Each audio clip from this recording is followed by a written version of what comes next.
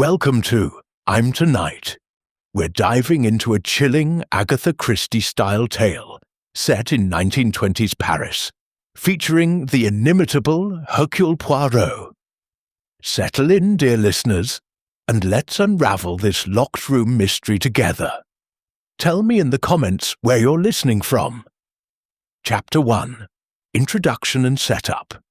The year was 1926, and Paris shimmered under the soft amber light of an autumn evening. The city's boulevards buzzed with the clatter of horse-drawn carriages mingling with the purr of sleek automobiles, while café terraces overflowed with laughter and the clink of wine glasses. At the heart of this vibrant scene stood the Église Saint-Étienne, a Gothic masterpiece with soaring spires and stained glass windows that caught the fading sunlight in a kaleidoscope of colour. Within its hallowed walls, the Parisian choir, renowned for its ethereal harmonies, prepared for a gala performance to fund the church's much-needed restoration. It was here, amid the sacred and the sublime, that Hercule Poirot found himself, his polished shoes clicking softly on the ancient stone floor.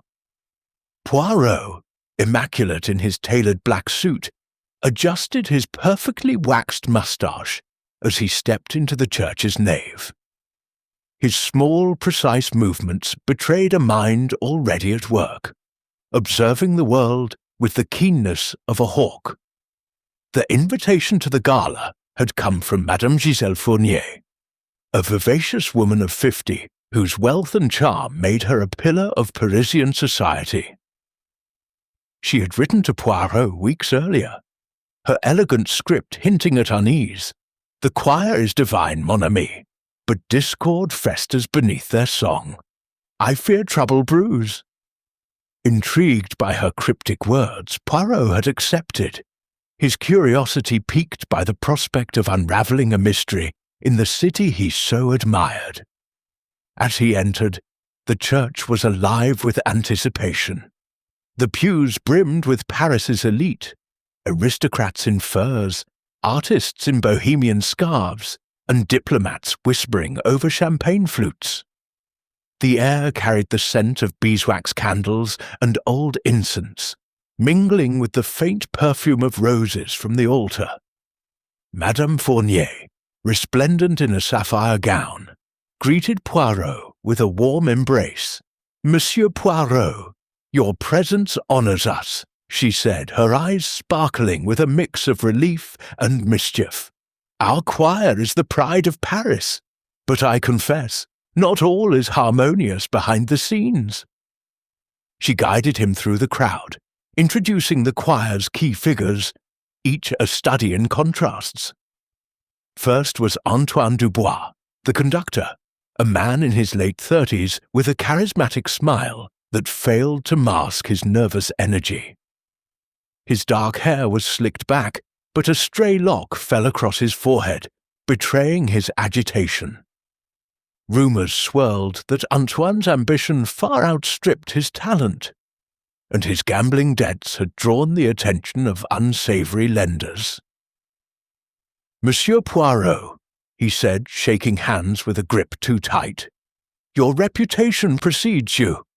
I hope our music lives up to it."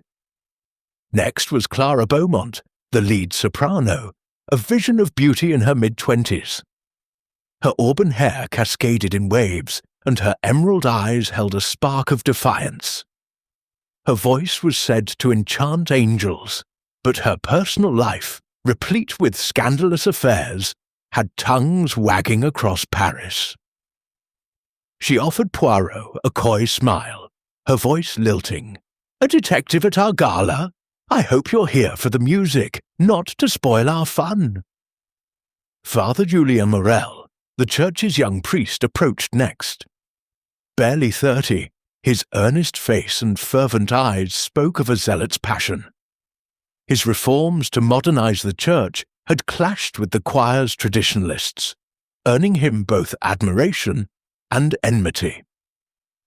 "Monsieur Poirot," he said solemnly, "your presence is a blessing. We strive for purity in our worship, but human frailty tests us. Margot Lefebvre, the alto, was a sharp contrast to Clara. Her severe black dress and pinched expression suggested a woman perpetually displeased. In her 40s, Margot's rich voice was overshadowed by Clara's stardom, and her envy was an open secret. She nodded curtly to Poirot, her lips tight. "I hope you enjoy the performance, monsieur. Some of us work harder than others for it." Etienne Rousseau, the tenor, was a quiet man in his early 30s, his angular features and guarded eyes hinting at a shadowed past.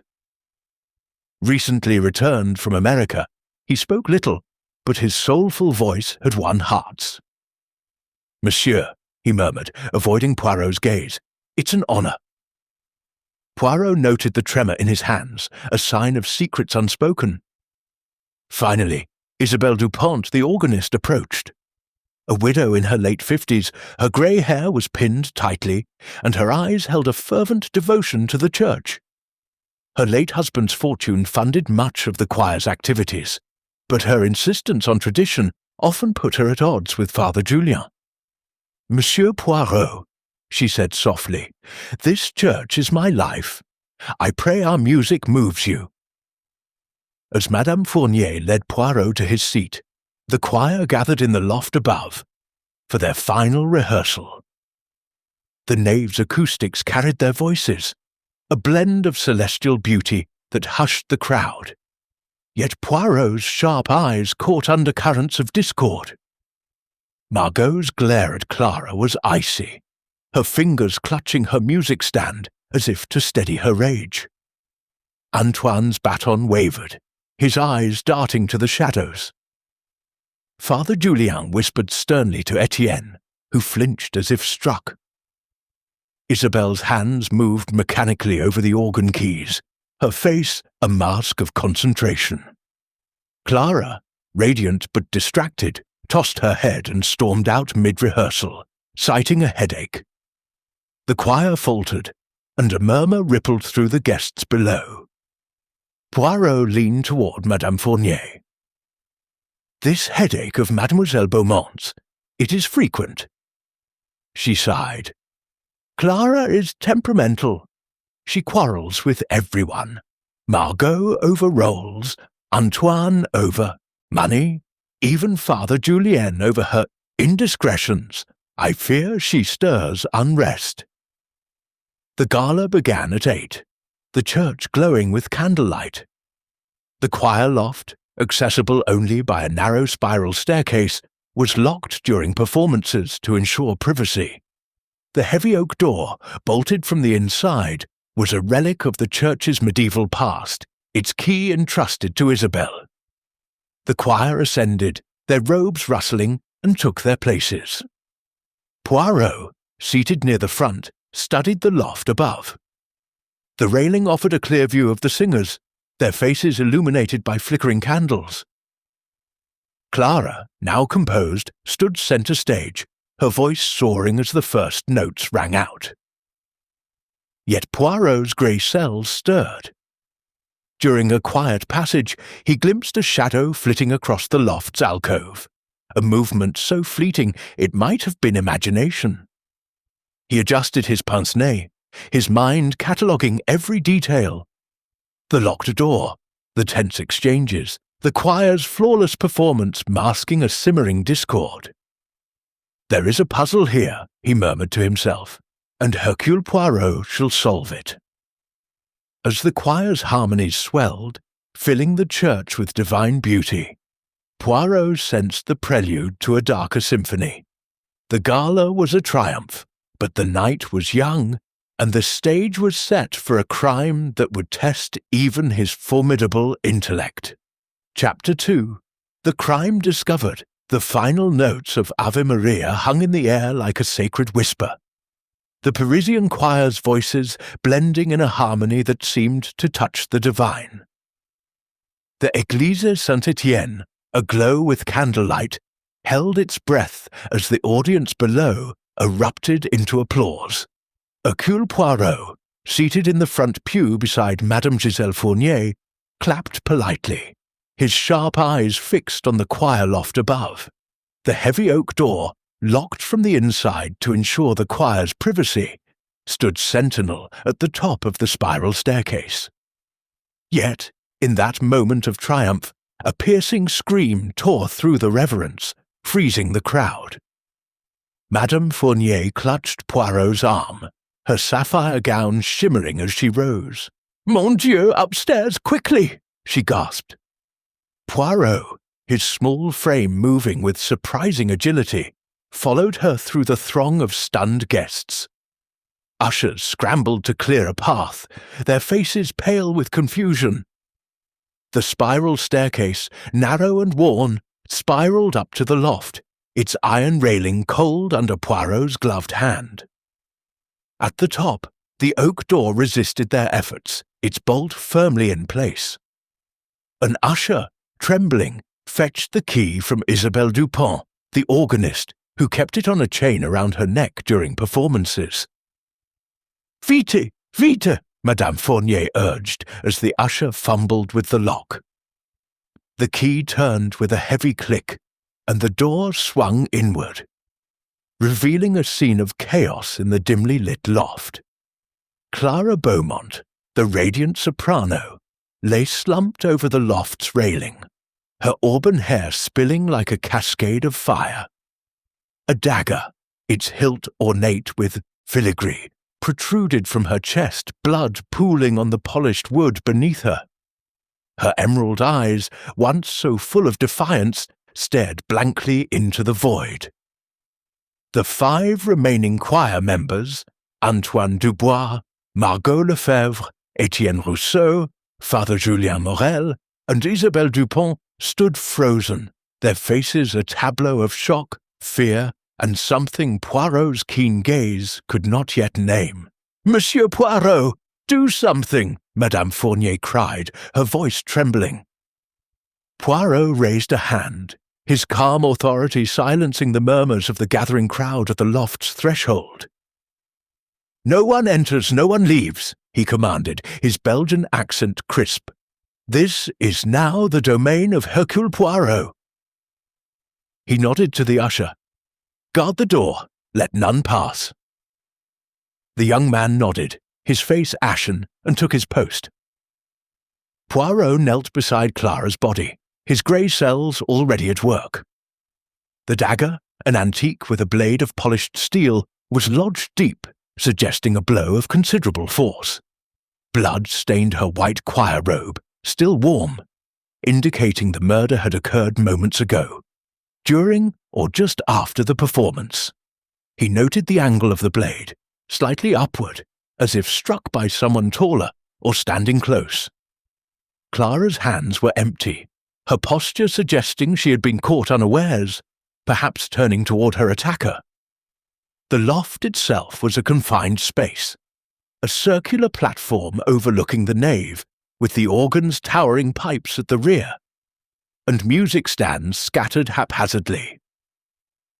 The railing, waist-high, offered a clear view of the audience below, but no windows or other exits existed. The locked door, with its key still in the inner lock, presented an enigma. "A locked room mystery," Poirot murmured, his eyes gleaming. "An impossible crime, yet not impossible for the criminal mind." He rose, turning to the choir members, who stood in a tense semicircle. Antoine, the conductor, mopped his brow with a handkerchief, his charismatic facade crumbling. Margot's lips were pressed into a thin line, her eyes darting to Clara's body with a flicker of something, guilt or triumph. Etienne, the tenor, stood rigid, his hands clenched, his gaze fixed on the floor.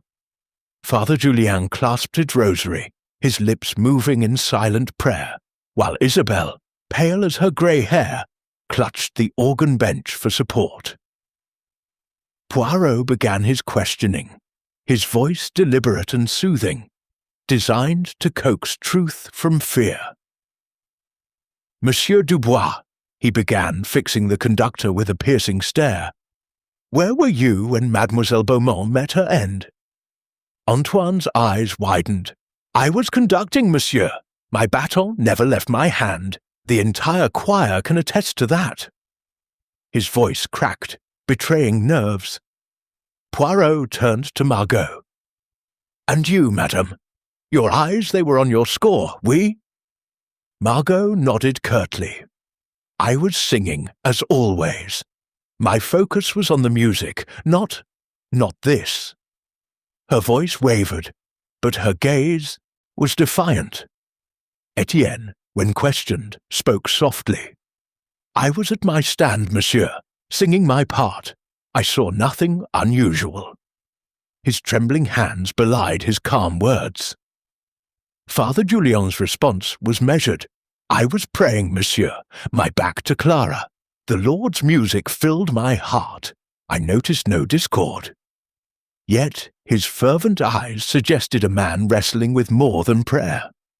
Isabel, her voice barely a whisper, said, I was at the organ, my hands on the keys. The music demanded my full attention.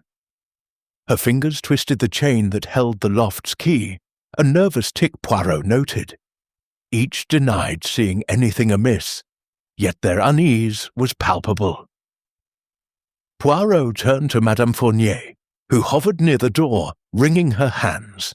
Madame, tell me of Mademoiselle Beaumont's enemies. A woman of such prominence surely stirred passions. Madame Fournier hesitated, then spoke in a low voice. Clara was a star, but stars cast shadows. Margot envied her role. She auditioned for lead soprano and lost to Clara. Antoine, he borrowed money from her, sums he could not repay. Etienne, there were rumors of a past connection in America, something scandalous. Father Julien disapproved of her affairs, calling them sinful. And Isabel, she believed Clara's behavior tainted the choir's sanctity. Her words painted a web of motives, each suspect a thread of suspicion. Poirot returned to the body, his eyes scanning for clues. Beneath Clara's hand, he found a torn piece of sheet music, its edge ragged as if ripped in haste. Scrawled in pencil were the initials E.R., Etienne Rousseau. He slipped the paper into his pocket, his expression unreadable. The dagger, he noted, bore the crest of the church, suggesting it came from the crypt below, where relics were kept. Its presence in the locked loft was a puzzle in itself. He examined the loft's layout more closely. The organ pipes, a forest of gleaming metal, loomed at the rear, their shadows dancing in the candlelight. The music stands were cluttered with scores, some askew as if disturbed. A faint smudge of wax on the floor near the organ caught his eye, recent, perhaps from a candle used in secret. The lock on the door showed no signs of tampering, and the key, still in place, gleamed dully. Poirot's mind churned, piecing together the impossible. The crime was committed here, in this sealed space, he mused, yet the how and the why, they elude us for now. He addressed the choir once more. You will remain in Paris, all of you. The police will be informed, but it is Hercule Poirot who will uncover the truth. His voice, though soft, carried an iron resolve.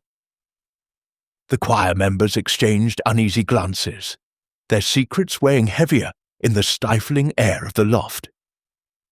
Madame Fournier, her face pale, whispered, Monsieur Poirot, how could this happen? The door was locked. The choir was singing. It's impossible. Poirot's eyes twinkled. Impossible, madame? No. The human mind is capable of great cunning, and I, Hercule Poirot, shall unravel it. As the police arrived, their boots echoing on the stone stairs, Poirot stepped back, his mind a whirlwind of observations. The gala, meant to celebrate harmony, had ended in murder. The locked loft, the dagger, the torn music, the wax smudge, each was a piece of the puzzle. The choir's voices, so divine moments ago, now hid a killer's secret. Poirot's grey cells hummed, ready to pierce the veil of deception. Chapter 3. Investigation begins. The choir loft of Église Saint-Étienne was a silent witness to tragedy, its candlelit shadows flickering over Clara Beaumont's lifeless form. Hercule Poirot, his small frame radiating authority, stood at the centre of the locked room, his keen eyes sweeping over the scene. The Parisian police, led by the gruff Inspector Lefebvre, had arrived, their boots clattering on the spiral staircase. But it was Poirot who commanded the space, his meticulous mind already dissecting the puzzle of the impossible murder. The heavy oak door, locked from within, stood unyielding, its key still in the inner lock. The choir members, Antoine Dubois, Margot Lefebvre, Etienne Rousseau, Father Julien Morel, and Isabelle Dupont, huddled in a tense semicircle, their faces etched with fear and suspicion. Monsieur Poirot, Inspector Lefebvre said, his moustache twitching with impatience, this is a matter for the police. A locked room, a dagger, simple enough, non? Poirot's lips curved into a faint smile. Simple, Inspector? Non. The crime is a tapestry of deception, and I, Hercule Poirot, shall unravel its threads. He gestured to the loft. Observe. No windows, no hidden exits, yet a murder committed in full view of a choir. This is no simple matter. Poirot began his investigation with methodical precision, his grey cells humming like a finely tuned instrument. He knelt beside Clara's body once more, noting details overlooked in the initial shock. The dagger, an antique relic from the church's crypt, bore the crest of Saint-Étienne, a cross entwined with vines. Its blade was clean except for the blood at its tip, suggesting a single deliberate thrust. Clara's choir robe was slightly torn at the shoulder, as if she had struggled briefly. Her face, frozen in death, held a trace of surprise, her emerald eyes wide.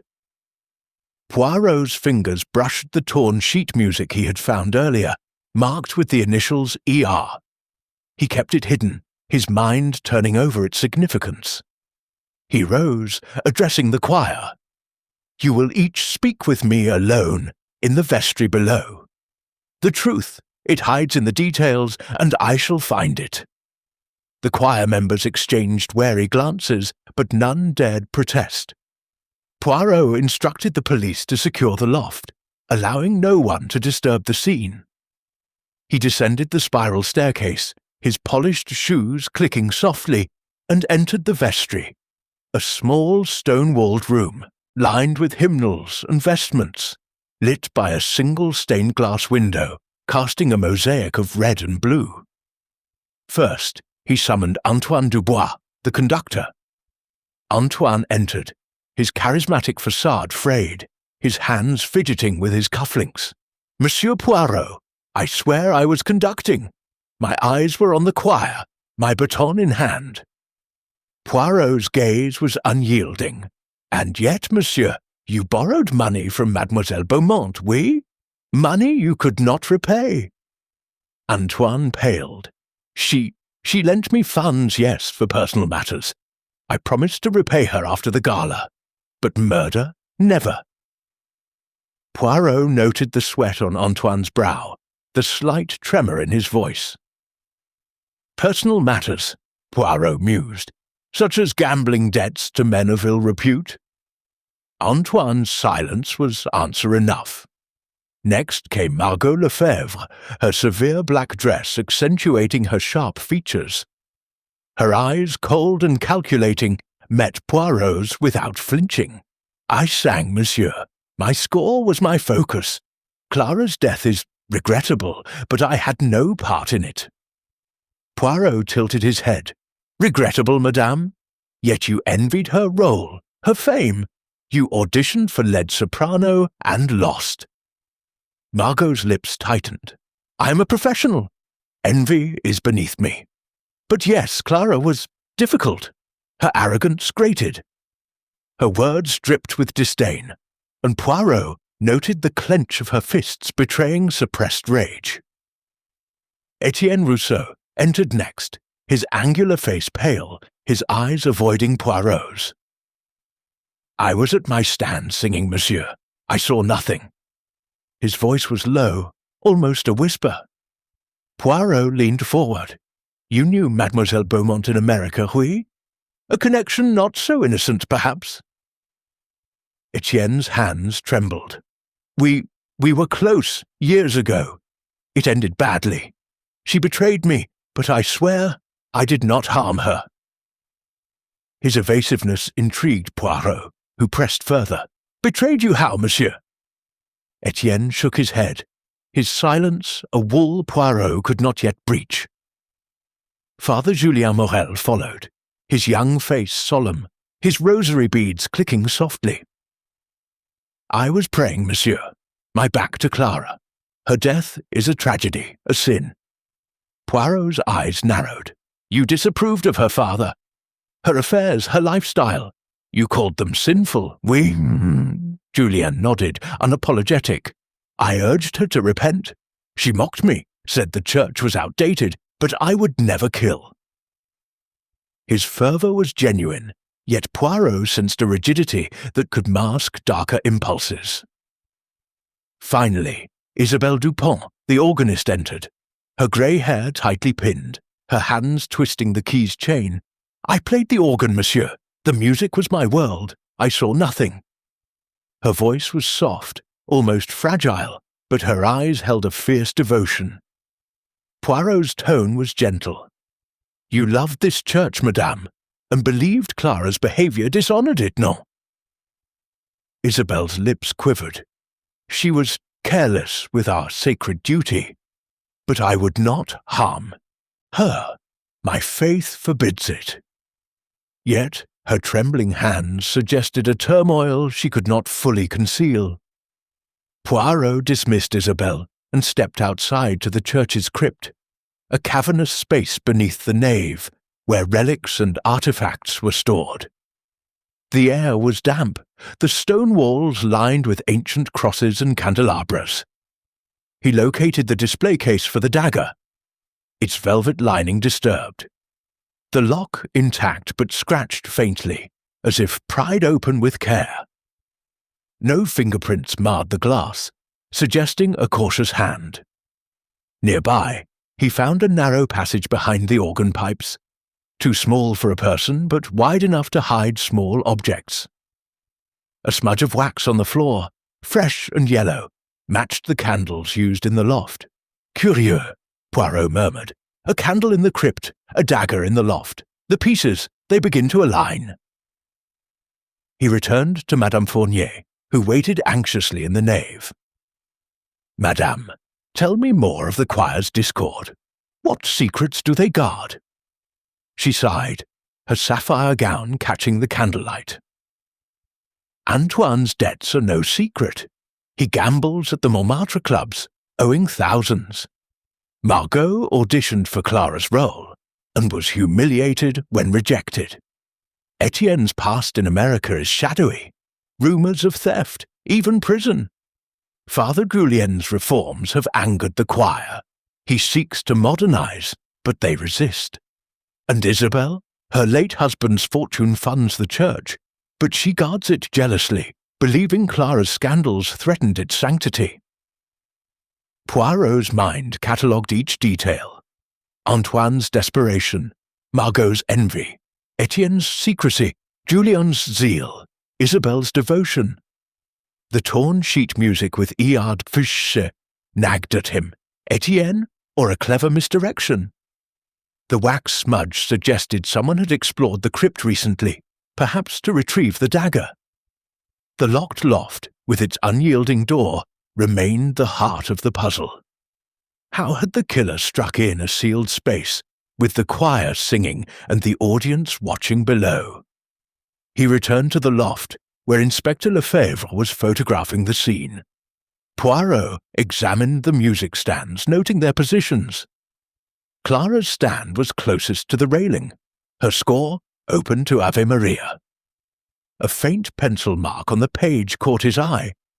A small, deliberate scratch, not part of the music. He filed it away, his mind turning to the organ. Its pipes loomed like silent sentinels, their bases concealed by a wooden panel. Poirot tapped the panel, hearing a hollow echo. "Interesting," he said softly. "The organ, it holds secrets, perhaps." As the police cordoned off the loft, Poirot addressed Madame Fournier. "This crime, it is not random. It is personal, calculated. The killer is among us, and I shall find them." His voice was calm, but his eyes burned with determination. The choir members, now dispersed to the vestry under police watch, carried their secrets like shadows. The torn music, the wax smudge, the scratched lock, each was a clue, a whisper of truth in a symphony of lies. Chapter 4. Clues and Red Herrings. The Église Saint-Étienne stood solemn under the Parisian night, its spires piercing the starlit sky. In the choir loft, now a crime scene cordoned off by Inspector Lefebvre's men, Hercule Poirot paced with the precision of a metronome, his polished shoes clicking softly on the wooden floor. The air was heavy with the scent of wax and old incense, mingling with the metallic tang of Clara Beaumont's blood. The locked oak door, the dagger from the crypt, and the torn sheet music marked ER weighed on Poirot's mind, each a piece of a puzzle that refused to snap into place. The choir members, Antoine Dubois, Margot Lefebvre, Étienne Rousseau, Father Julien Morel, and Isabelle Dupont, remained under police watch in the vestry, their secrets simmering like a storm about to break. Poirot's investigation deepened, his grey cells alert to every detail. He returned to the loft where Clara's body had been removed by the coroner, leaving only a chalk outline and a dark stain on the floor. The music stands, scattered haphazardly, drew his attention. Clara's stand closest to the railing held her score of Ave Maria. Its pages creased as if clutched in a moment of distress. The pencil scratch he had noted earlier, a faint, deliberate mark, intrigued him. Was it a clue or a distraction? He examined the other stands, finding Margot's score angled oddly, as if positioned to conceal something. Beneath it, he discovered a small folded handkerchief, stained with what appeared to be blood. He held it to the candlelight, noting its theatrical redness, a prop perhaps from a rehearsal. "A red herring," Poirot murmured, "but placed by whom?" He moved to the organ, its towering pipes casting long shadows. The wooden panel at its base, which had echoed hollowly before, beckoned. Poirot knelt, his fingers tracing the seams. A faint creak rewarded his efforts, revealing a narrow compartment, just wide enough to hold a small object. Inside, he found a single pearl earring, its luster dulled by dust. It matched a pair Clara had worn during the gala, suggesting she had been near the organ before her death. But why? Poirot pocketed the earring, his mind turning to Isabelle, the organist, whose hands had trembled during their interview. Leaving the loft, Poirot descended to the crypt, where the dagger's display case stood. The scratched lock intrigued him further. He examined the surrounding relics, candlesticks, crosses, and a leather-bound hymn book, its pages yellowed with age. A faint pencil mark on the hymn book's cover caught his eye, mirroring the scratch on Clara's score. Opening it, he found a page torn out, its jagged edge matching the ER-guttered sheet from the loft. "Curieux," Poirot said softly. "The hymn book and the music, they are linked." He noted the hymn book's position, accessible to anyone in the choir, but its torn page suggested deliberate concealment. Poirot sought out Madame Giselle Fournier, who lingered in the nave, her sapphire gown now creased with worry. "Madame," he began, "you spoke of Clara's disputes. Tell me more of her interactions with the choir." Madame Fournier sighed, her eyes darting to the loft. Clara was a flame, drawing moths and burning them. A maid saw her arguing with Etienne in the crypt last week, their voices heated. Antoine pawned a ring that matched one Clara wore, perhaps a gift or a debt repaid. Margot's diary, left in her pew, rants about Clara's arrogance. Father Julien marked a Bible verse about betrayal in his copy, as if warning her, and Isabelle. She keeps a vial of sedative in her organ bench, claiming it's for nerves. Poirot's eyebrows rose. "A sedative, you say?" He returned to the vestry, requesting Isabelle's presence. She entered, her grey hair tight, her hands clutching the key's chain. "Madame Dupin," Poirot said gently, "this vial, explain its purpose." Isabelle's eyes widened. "It's for my nerves, monsieur.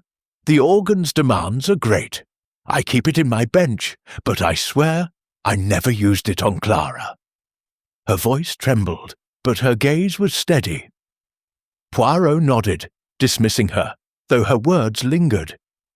A sedative could dull a victim's reflexes, making a dagger's strike easier.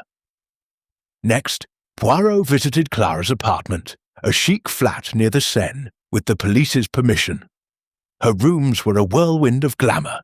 Silk dresses, perfume bottles, and a locked desk drawer. Forcing it open, he found a ledger detailing payments to Antoine, totaling thousands of francs. A note in Clara's elegant hand read, "AD must repay, or I tell all." Blackmail, perhaps? Poirot also found a photograph of Clara and Etienne, taken in New York, their smiles strained.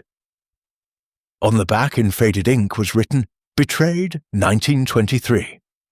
Etienne's past, it seemed, was a shadow that followed him. Returning to the church, Poirot staged a reconstruction of the gala, gathering the choir in the loft under police supervision. "We shall recreate the moment of the crime," he announced, his voice calm but commanding. "Take your places, as you were during Ave Maria." Antoine raised his baton, his hands unsteady. Margot stood rigidly, her score angled as before. Etienne's eyes darted to the railing where Clara had fallen. Father Julien bowed his head, his rosary clicking. Isabelle's fingers hovered over the organ keys, her posture tense. As the choir mimed their performance, Poirot watched closely. Isabelle's organ pedals allowed her to turn slightly, giving her a partial view of Clara's position. Margot's stand, still oddly angled, obscured her line of sight to the railing. Etienne's trembling hands betrayed nervousness, and Antoine's baton wavered, his eyes flicking to the organ. Poirot stepped to the railing, reenacting Clara's collapse. He noticed a faint scuff mark on the floor, near where Clara had stood, suggesting a struggle or a sudden movement. The killer was close, he mused, close enough to strike with precision. He examined the door's lock again, noting faint scratches on the key, subtler than those on the crypt's case. "The key was manipulated," he said to Inspector Lefebvre, who frowned. "But how, monsieur? The door was locked from within." Poirot's eyes twinkled. "Patience, Inspector. The method, it reveals itself in time." A new clue emerged in the nave, where a choir boy reported finding a velvet pouch near the spiral staircase, containing a single cufflink engraved with A.D. Antoine Dubois? Poirot questioned Antoine, who paled. "I lost that cufflink weeks ago, monsieur. Someone must have placed it there." His panic seemed genuine, but Poirot reserved judgment. The cufflink, like the handkerchief, felt staged, another distraction in a maze of misdirection. Poirot returned to Margot's diary, left in her pew. Its pages seethed with resentment. "Clara steals the spotlight, but I know her secrets. She'll regret crossing me."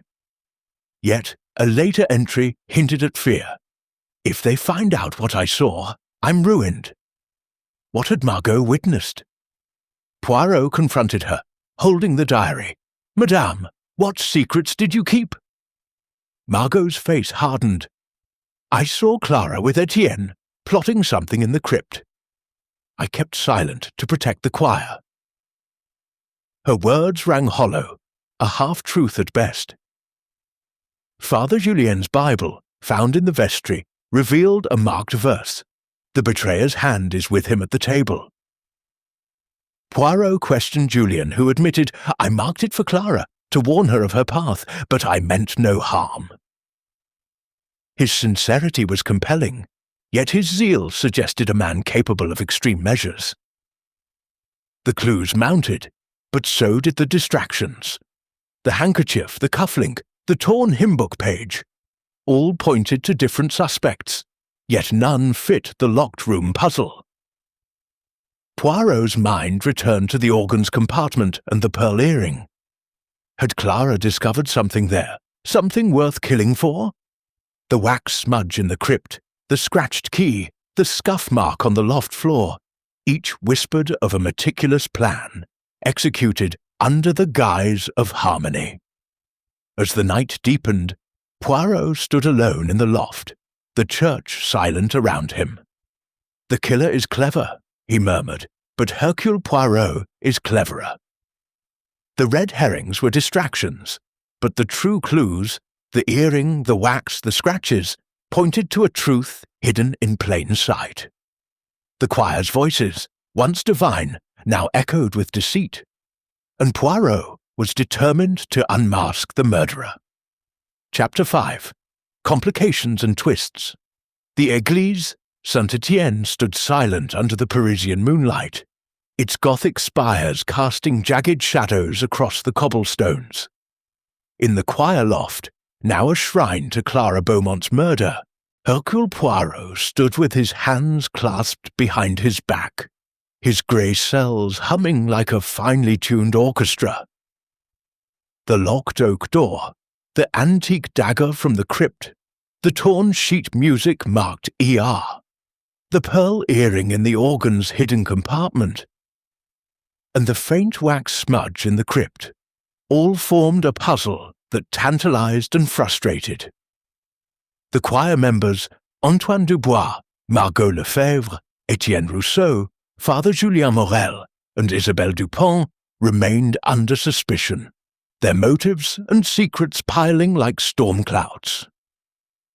Inspector Lefebvre's police guarded the church, but it was Poirot who held the key to the truth. If only he could find its lock. Poirot's investigation took a sharp turn when the coroner's report arrived, delivered by a harried police officer as dawn broke over Paris. The report revealed a startling detail. Traces of a sedative, chloral hydrate, were found in Clara's bloodstream. Enough to dull her reflexes, but not to kill. Poirot's mind flashed to Isabelle's vial, tucked in her organ bench. He summoned her to the vestry, where the morning light filtered through stained glass, casting a kaleidoscope of colours across her pale face. Madame Dupont, Poirot said, his voice soft but piercing, you claimed your sedative was for nerves, yet Mademoiselle Beaumont was drugged. Explain this coincidence. Isabelle's hands twisted the chain holding the loft's key, her eyes wide with panic. I gave her a small dose, monsieur, before the gala. She was agitated, her headache unbearable. I thought it would help her sing. I swear, I meant no harm. Her voice cracked, but Poirot noted the tremor in her fingers, the flicker of fear in her gaze. A small dose, madame. The coroner suggests otherwise.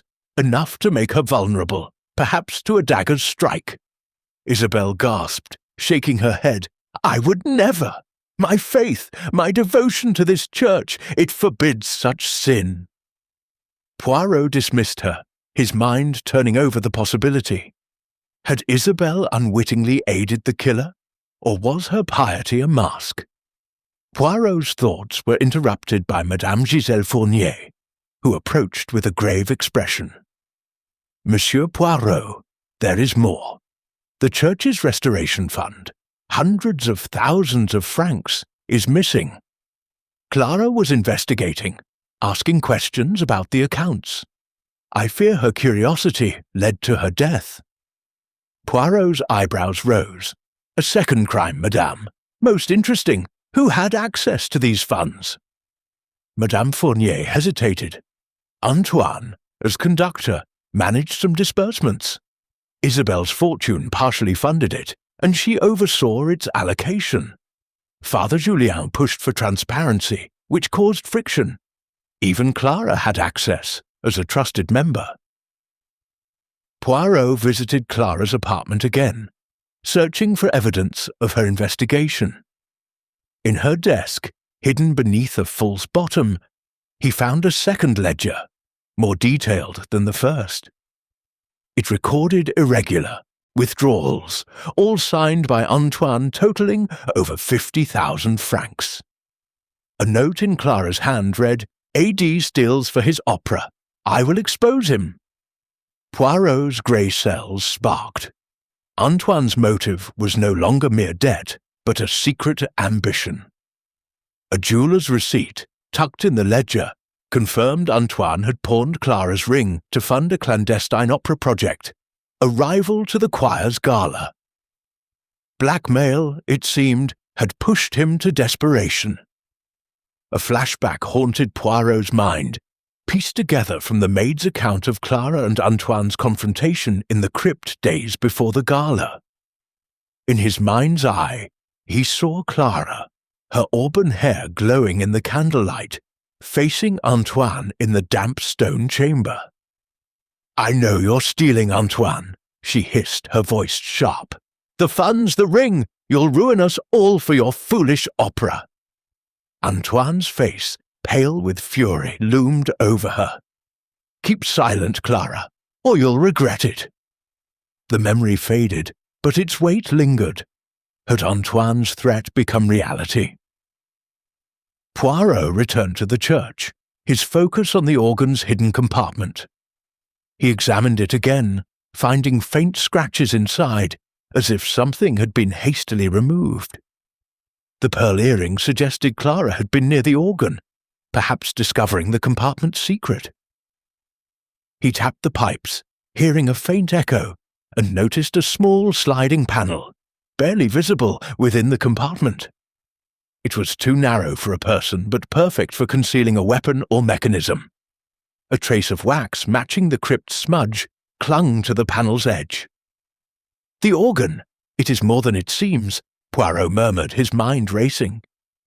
He confronted Margot, whose diary had hinted at secrets. "Madame Lefebvre, you wrote of seeing Clara and Etienne in the crypt. What did you witness?" Margot's face hardened, her eyes cold. "I saw them whispering, plotting something. Clara spoke of money, of betrayal. I thought they were lovers, but now I wonder if it was about the funds." Her words were laced with malice, but Poirot sensed fear beneath her bravado. "And the wax in the crypt, madame? Your candle, perhaps?" Margot paled. I explored the crypt, yes, looking for Clara's secrets, but I didn't kill her." Her denial was vehement, but the wax tied her to the crime's prelude. Etienne was next, his angular face drawn as Poirot confronted him in the vestry. "Monsieur Rousseau, your past with Clara in America, what betrayal did she commit?" Etienne's hands clenched, his voice low. "She turned me over to the police in New York for a theft I didn't commit.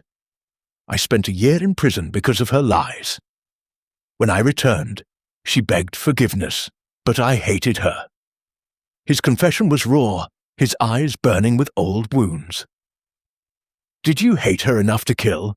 Poirot pressed. Etienne shook his head. "I wanted to, monsieur, but I didn't." His trembling hands suggested truth, but Poirot reserved judgment.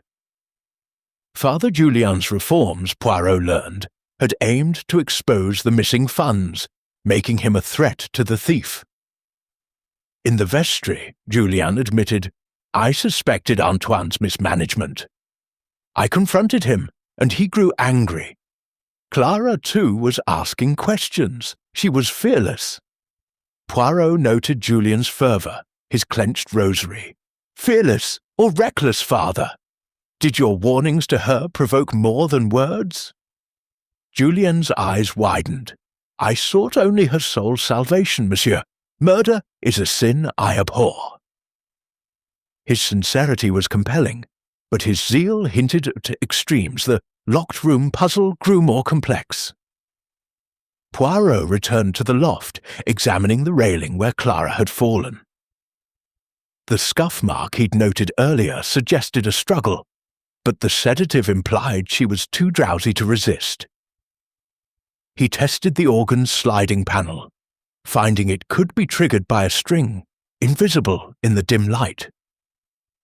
Had the dagger been rigged to strike from the compartment, pulled by a hidden mechanism? The angle of the blade, upward precise, pointed to a taller assailant, like Antoine or Etienne. But Isabelle's access to the organ made her a possibility. The wax linked to Margot suggested she had explored the crypt, perhaps stumbling on the dagger's theft. A new twist emerged. A choir boy reported seeing Clara with a hymn book page, clutched tightly, hours before the gala. Poirot retrieved the hymn book from the crypt, finding the torn page's mate. It contained a hymn about redemption, with Clara's handwriting in the margin. "A.D. betrays us all." The page, combined with the ER sheet, suggested a deliberate attempt to mislead. Etienne as a scapegoat, perhaps, to shield Antoine. Poirot's mind churned, the clues colliding. The sedative, the missing funds, the organ's panel, the wax, the hymn book page, all pointed to a meticulous plan. Antoine's blackmail, Margot's spying, Etienne's grudge, Julian's zeal, Isabelle's piety. Each motive was a thread in a tangled web. The locked door, scratched key and hidden panel suggested a killer who knew the church's secrets intimately. "The truth, it hides in plain sight," Poirot murmured, his eyes gleaming with resolve.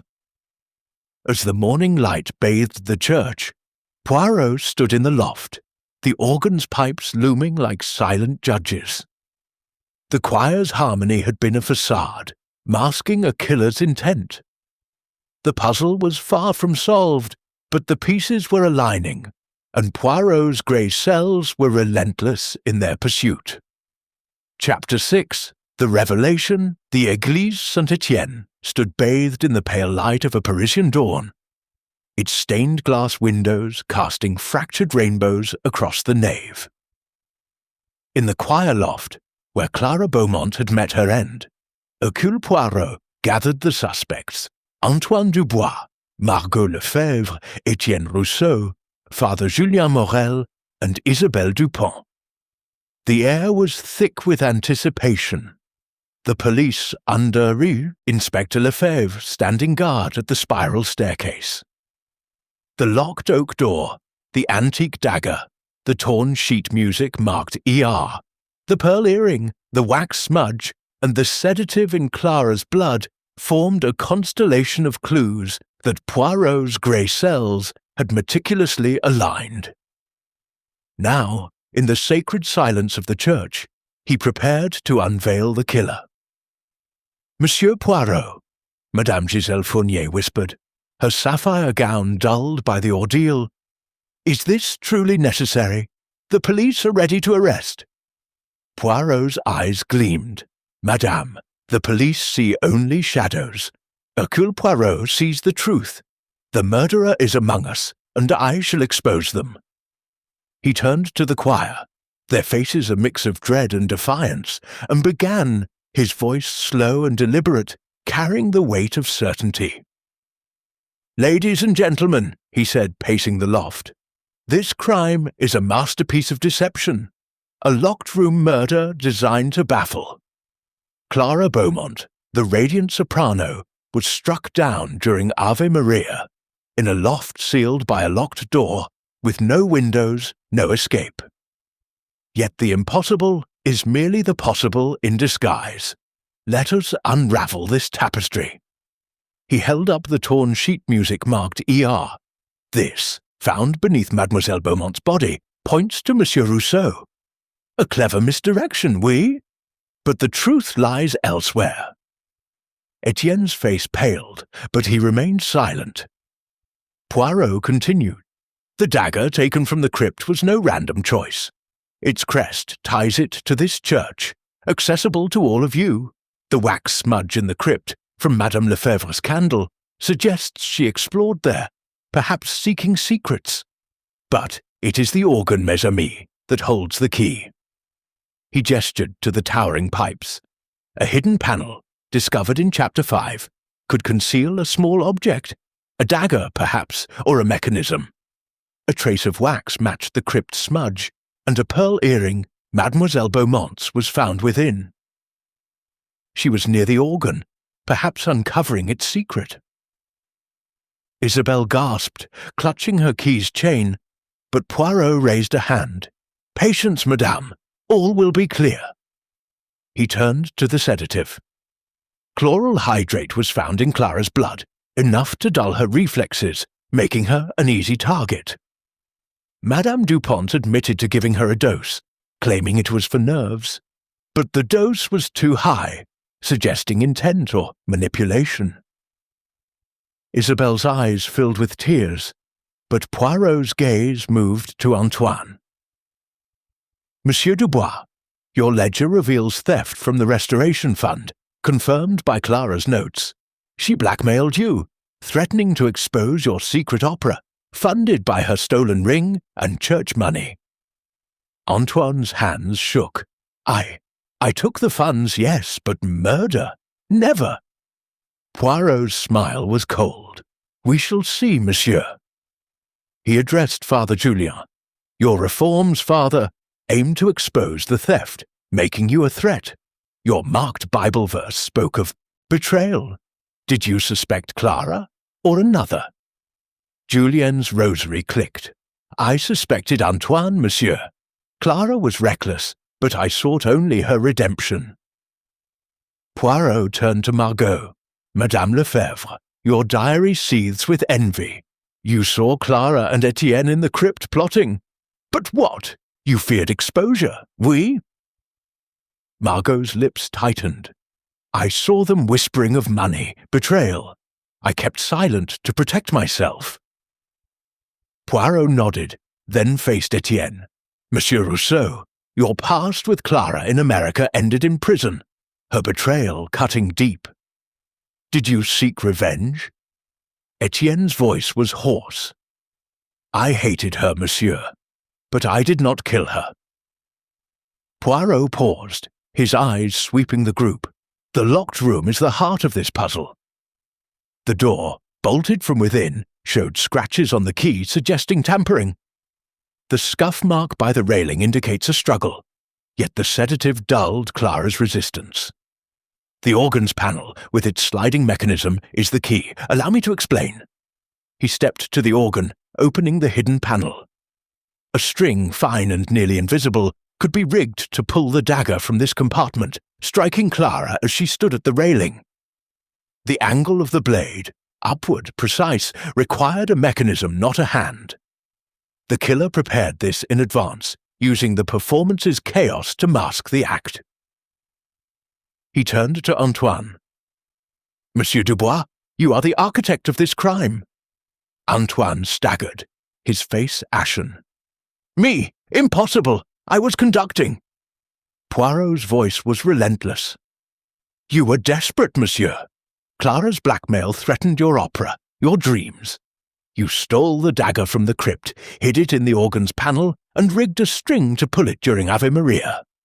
The sedative, supplied by Madame Dupont, ensured Clara could not react. You scratched the key to suggest tampering, creating the illusion of an impossible crime." He held up the ER of sheet music. "This was your misdirection, planted to implicate Monsieur Rousseau. The hymn book page, torn and marked by Clara, accused you. AD betrays us all. She discovered your theft, confronted you in the crypt as the maid witnessed. You could not let her expose you. Isabel sobbed. I gave her the sedative, but I didn't know. Antoine asked me to help her, said it was for her nerves. Poirot nodded. You were his pawn, madame, your faith exploited. He turned to Margot. Your wax in the crypt ties you to the dagger's theft, but you were spying, not killing. Your diary reveals fear, not guilt. Margot's shoulders slumped, relief mingling with shame. Father Julien clutched his rosary. I suspected theft, but murder? God forgive us. Etienne's voice broke. Clara betrayed me, but I had no part in this. Poirot's gaze softened. Your past, monsieur, was a convenient distraction, but the grey cells see through it. Antoine's composure crumbled. You have no proof, Poirot, he shouted. Poirot produced the ledger and Clara's note. This, monsieur, is proof, and this, he pulled a fine silk thread from his pocket, found caught in the organ's panel. This string, stained with wax, was your tool. You tested it in the crypt, leaving the smudge. The earring places Clara near the organ, where she nearly uncovered your plan. Antoine sank to his knees, his voice a whisper. She would have ruined me. My opera, my legacy. It was all I had. I took the funds, yes, and when she threatened to tell, I had no choice. His confession spilled forth, a torrent of guilt. I rigged the dagger, used Isabel's sedative. The loft was locked, the choir singing, no one would suspect. Poirot's voice was firm but not unkind. You underestimated Hercule Poirot, monsieur. The grey cells, they do not fail. He signalled to Inspector Lefebvre, who stepped forward with handcuffs. Take him, Inspector. The truth is revealed. The choir stood in stunned silence, their faces a mix of relief and horror. Madame Fournier clutched Poirot's arm. Mon Dieu, monsieur, you've saved us. Poirot bowed slightly. The truth, madame, saves itself. I merely illuminate it. As Antoine was led away, Poirot surveyed the loft one last time. The organ's pipes, the railing, the scattered music stands. All bore witness to a crime born of desperation and cunning. The locked room mystery was solved not by magic, but by logic, observation, and the relentless pursuit of truth. Yet questions lingered. Would the choir recover? And what of the stolen funds? Poirot's work was not yet done. Chapter 7. Justice Served. The Église of Saint-Étienne stood resolute under the soft glow of a Parisian morning, its ancient stones bearing witness to the drama that had unfolded within. The choir loft, once a sanctuary of song, was now a place of reckoning. Hercule Poirot, his small frame radiating quiet authority, stood among the scattered music stands, the organ's towering pipes looming like silent judges. Antoine Dubois, the charismatic conductor-turned-murderer, had confessed to rigging a dagger in the organ's hidden panel, using a sedative supplied unwittingly by Isabelle Dupont to dull Clara Beaumont's reflexes. The locked room mystery, with its scratched key, wax smudge and torn sheet music marked ER, had been solved through Poirot's relentless logic. Now, as the police prepared to take Antoine away, the choir members, Margot Lefebvre, Etienne Rousseau, Father Julien Morel, and Isabelle Dupont, gathered in the nave below, their faces etched with shock and relief. Poirot descended the spiral staircase, his polished shoes clicking softly, and joined Madame Giselle Fournier in the nave. Her sapphire gown, now creased from the long night, hung heavy on her frame, but her eyes shone with gratitude. Monsieur Poirot, she said, her voice trembling. "You have saved us from Rouen, Antoine's treachery. How could we not see it?" Poirot's moustache twitched in a modest smile. "Madame, the heart conceals what the eye overlooks, but the grey cells, they see all." Inspector Lefebvre, his gruff demeanour softened by Poirot's triumph, approached with a nod. "Monsieur Poirot, your reputation is well earned. Dubois is in custody, but what of the stolen funds?" "The church's restoration depends on them." Poirot's eyes gleamed. "Fear not, Inspector. The truth, it leads to justice in all its forms." Poirot's final task was to recover the missing restoration funds, a theft that had driven Antoine to murder. He requested a search of Antoine's apartment, a modest flat near Montmartre, cluttered with sheet music and gambling receipts. In a locked trunk, hidden beneath a pile of discarded librettos, the police found a leather pouch containing 50,000 francs in crisp notes, along with Clara's pawned ring, its emerald glinting accusingly. A notebook detailed Antoine's secret opera, a grandiose project meant to eclipse the choir's fame. "His ambition was his downfall," Poirot murmured, handing the pouch to Inspector Lefebvre. "Return this to Madame Fournier. The church shall have its restoration."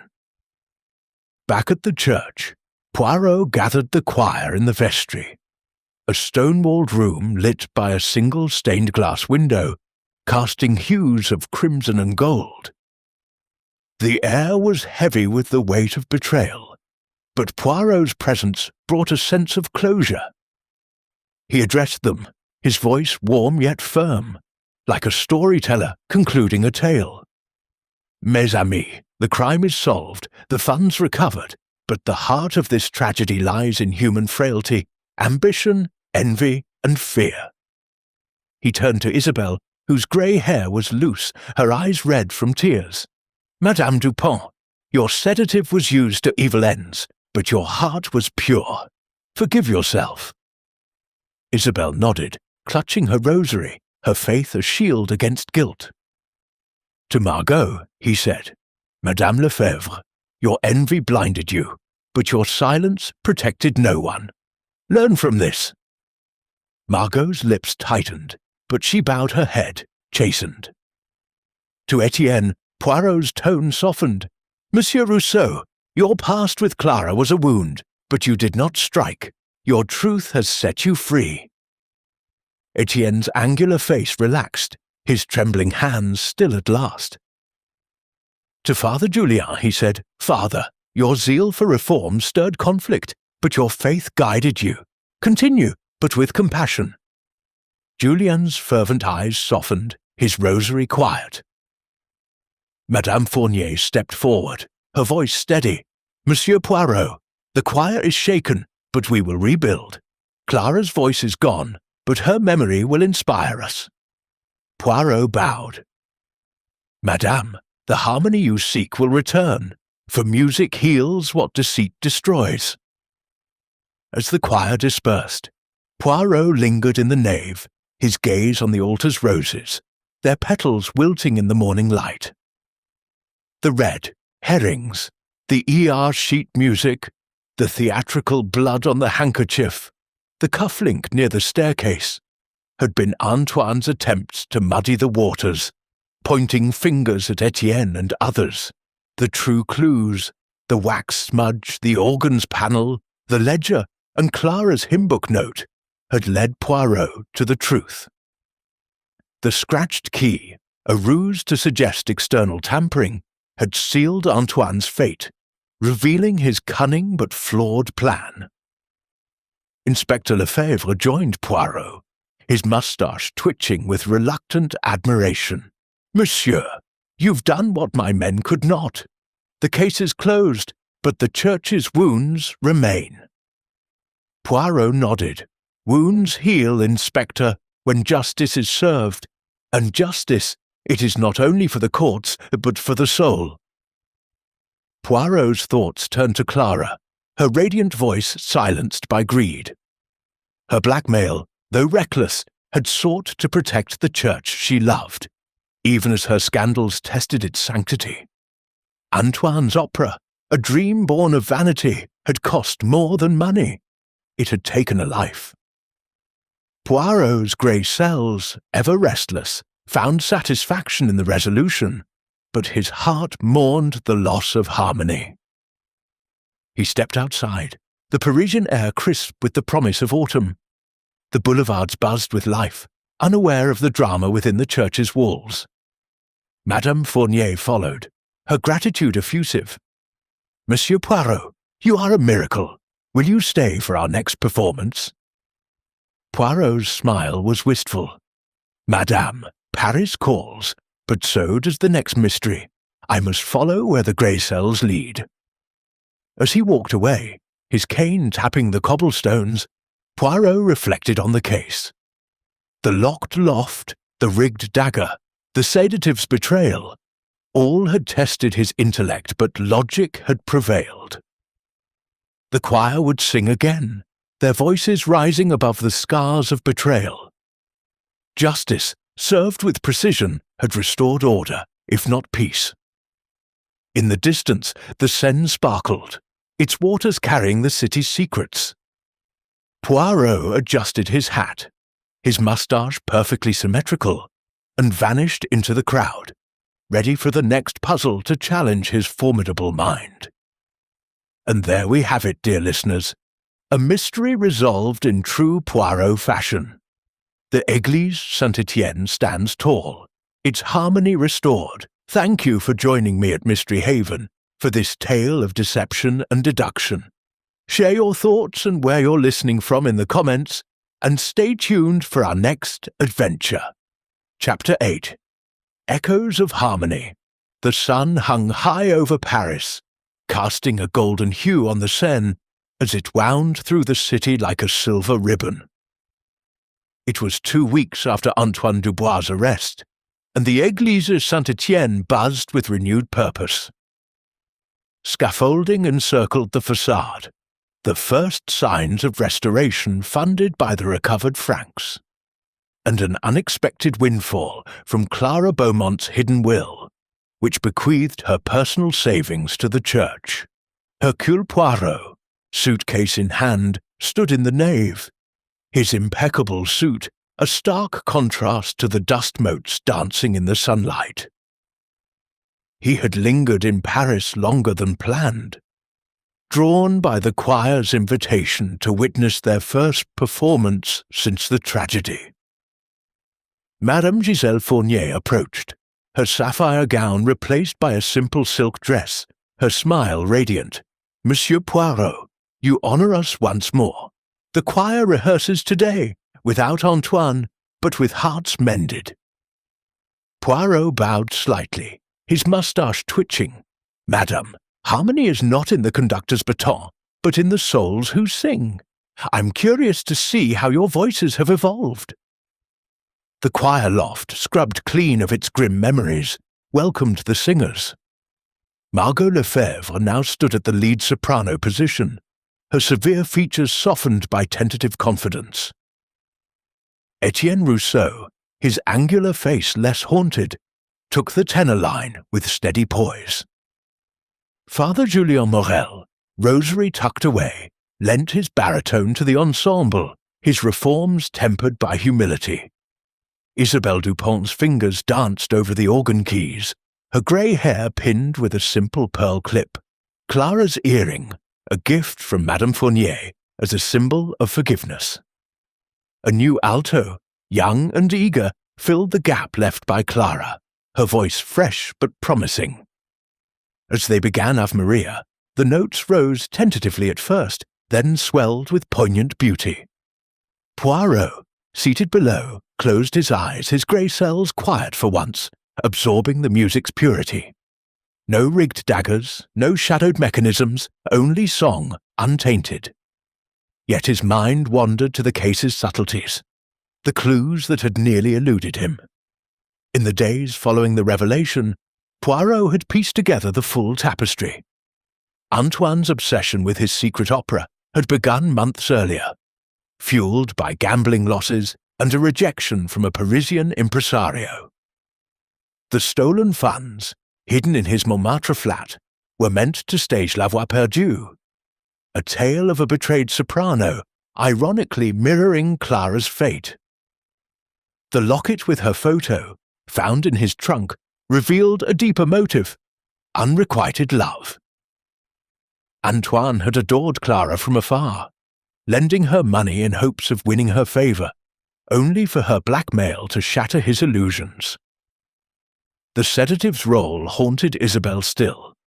Poirot had visited her privately, finding her in the crypt, kneeling before the dagger's empty case.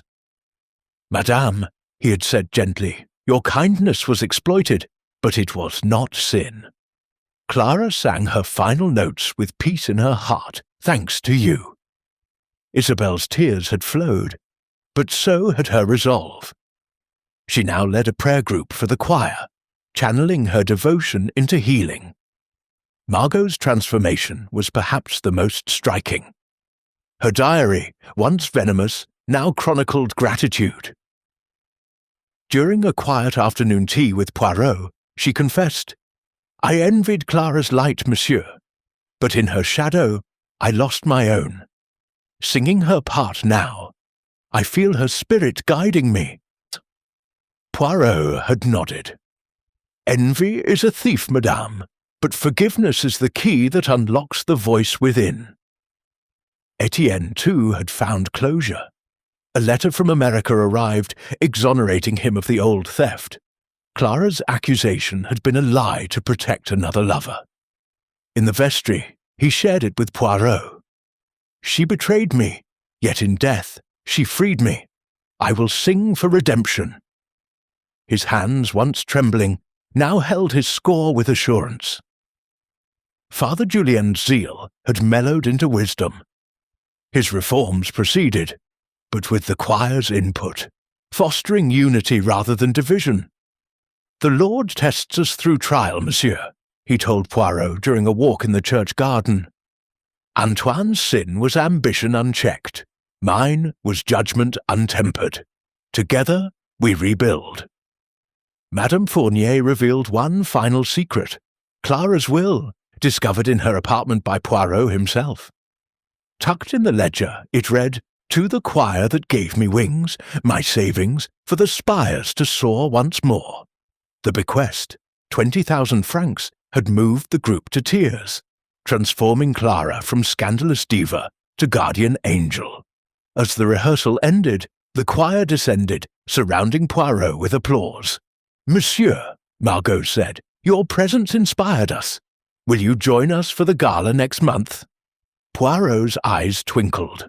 "Alas, mes amis, London calls, and with it new puzzles. But know this, your harmony is restored, stronger for the storm." Inspector Lefebvre arrived bearing news. "Dubois has been tried, monsieur. Life in prison. He spoke of your infernal grey cells to the end." Poirot chuckled.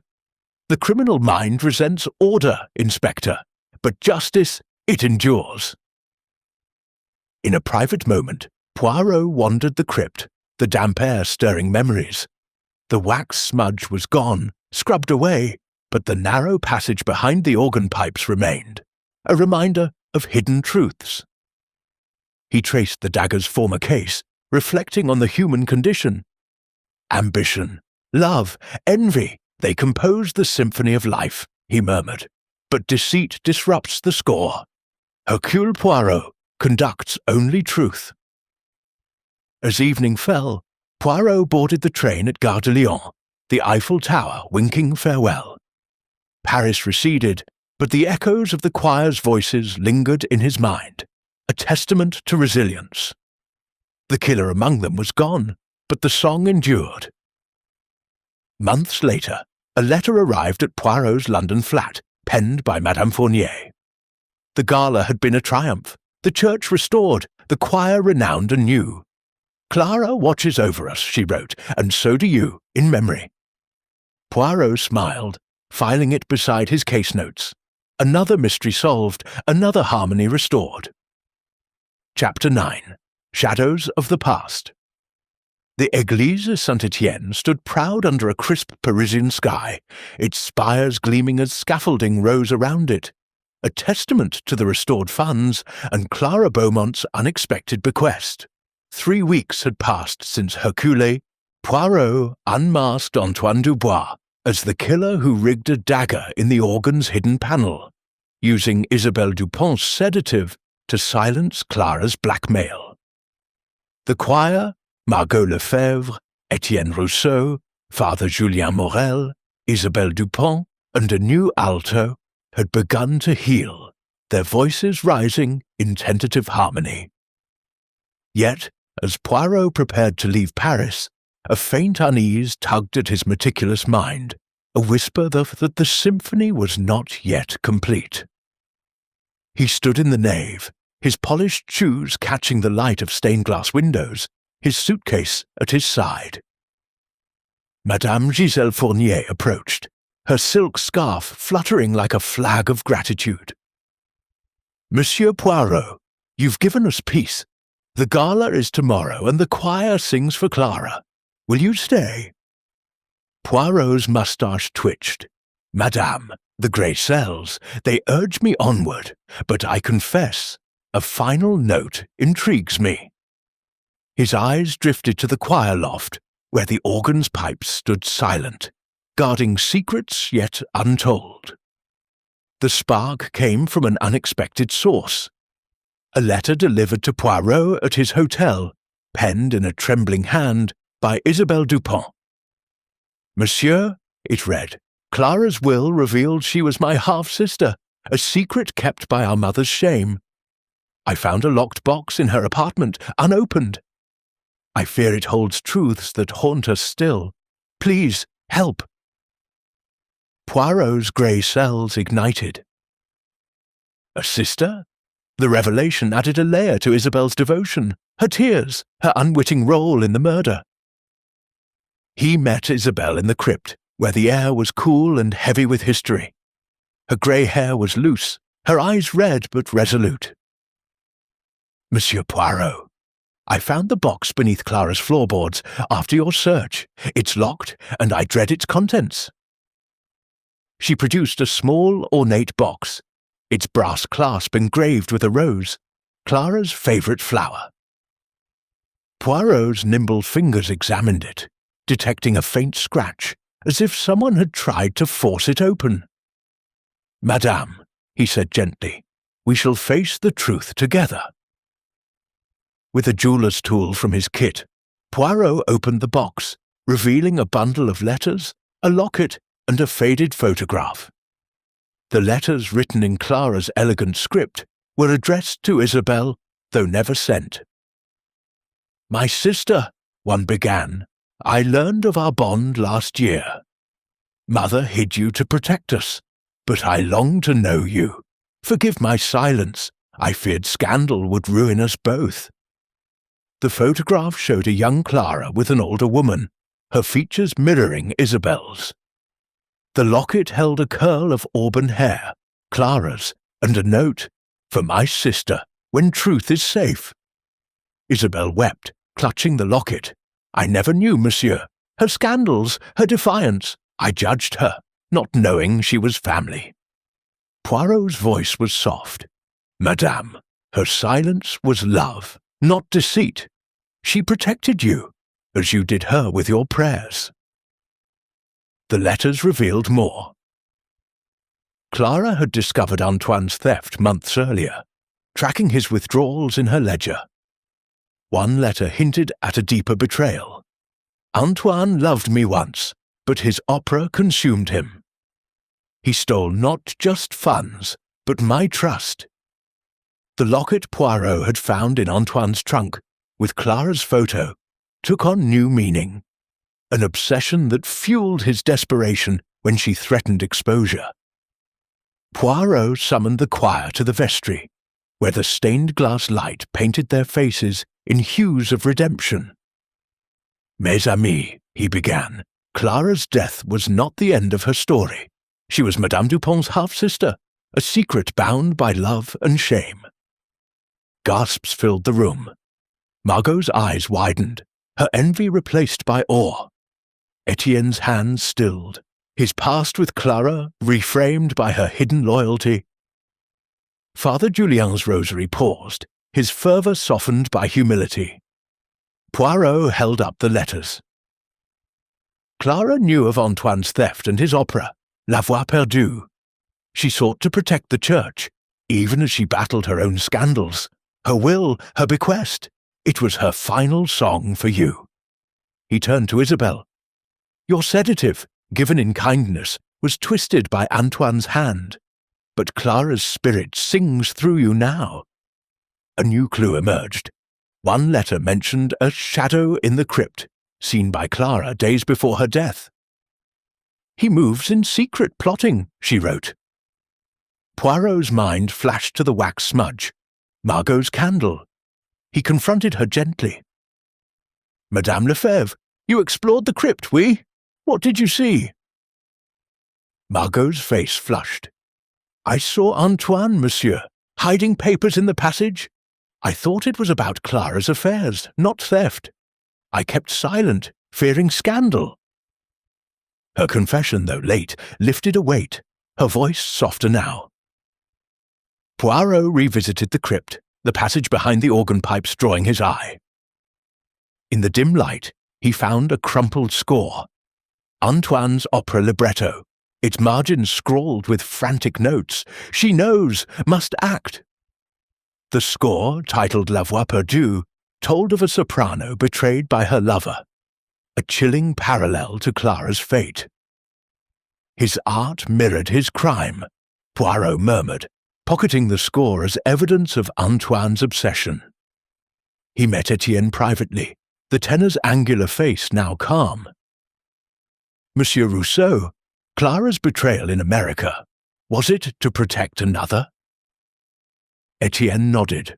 Her lover, a thief, begged her silence. She lied to save him, sacrificing me. These letters, they show her heart. Poirot's gaze was kind. Her heart was flawed, but true. Sing for her now. Father Julien, in the church garden, shared a final insight. Clara came to me before the gala, seeking confession. She spoke of guilt, of secrets. I urged repentance, not knowing her bond with Isabelle. Poirot nodded. Your reforms, father, stirred Antoine's fear. Yet they also sparked Clara's desire to atone. The choir's gala loomed, and Poirot attended, seated in the front pew. Margot led with a voice that echoed Clara's fire, but carried her own warmth. Etienne's tenor soared, free of shadows. Isabelle's organ notes were steady, her pearl clip glinting. Father Julien sang with quiet strength, his zeal tempered. The new alto's voice blended seamlessly, a fresh thread in the tapestry. The audience, unaware of the crypt's secrets, wept at the beauty. Afterward, Madame Fournier clasped Poirot's hands. Monsieur, you've given us more than justice. Clara's truth, Isabelle's sisterhood, the church thrives. Poirot bowed. Madame, the grey cells serve truth, but music heals the heart. As he boarded the train at Gare de Lyon, a telegram slipped into his pocket. Murder on the Riviera. Need your cells. Hastings. Poirot's eyes twinkled. Paris had sung its song, but new mysteries beckoned. Chapter 10. The Final Note. The Église Saint-Étienne glowed under a late October sunset, its spires catching the last rays like a beacon of resilience. A month had passed since Hercule Poirot exposed Antoine Dubois as the murderer who rigged a dagger in the choir loft's organ, using Isabelle Dupont's sedative to silence Clara Beaumont's blackmail. The church, revitalized by the recovered funds and Clara's bequest, buzzed with preparations for a grand gala, a tribute to its lost soprano. Poirot, his suitcase packed for London, lingered in Paris, drawn by a final curiosity, a whisper of Clara's legacy that refused to fade. He stood in the nave, his polished shoes reflecting the stained glass hues, his moustache impeccably waxed. Madame Giselle Fournier approached, her silk dress shimmering with renewed vigour. "Monsieur Poirot, you've stayed for our gala. A miracle!" she exclaimed. Poirot's eyes twinkled. "Madame, the grey cells, they demand a final encore. Clara's song, it seems, has more verses." The choir had transformed. Margot Lefebvre, now led soprano, carried herself with a grace that tempered her former sharpness. Etienne Rousseau's tenor rang clear, his past exercised by Clara's letters. Father Julien Morel's baritone held a softer zeal, his reforms now a bridge to unity. Isabelle Dupont, her pearl clip glinting, Clara's earring repurposed, played the organ with serene confidence. The new alto, Claire Dubois, no relation to Antoine, wove her voice seamlessly into the ensemble, her youth a spark of hope. As Poirot took his seat, a letter from Inspector Lefebvre arrived, detailing Antoine's trial. Dubois confessed fully, it read, revealing a second plot, a sabotage of the gala to disgrace Father Julien's reforms. Clara's discovery stopped him. Poirot's mind flashed to the crumpled libretto of La Voix Perdue, found in the crypt, its margins hinting at further treachery. Julien's fall next. Antoine's ambition had known no bounds, but Clara's courage had thwarted it. The gala began, the loft aglow with candles. Isabelle, before striking the first note, stood, her voice steady. "This is for Clara, my sister, whose song lives in us." The audience gasped, the sisterhood now public, a testament to Clara's hidden heart. Margot's soprano soared through Panis Angelicus, its notes trembling with echoes of Clara's fire, yet distinctly her own. Etienne's tenor wove in, free of shadows, while Julien's baritone grounded the harmony. Claire's alto sparkled, and Isabelle's organ swelled, the loft vibrating as if Clara's spirit joined the refrain.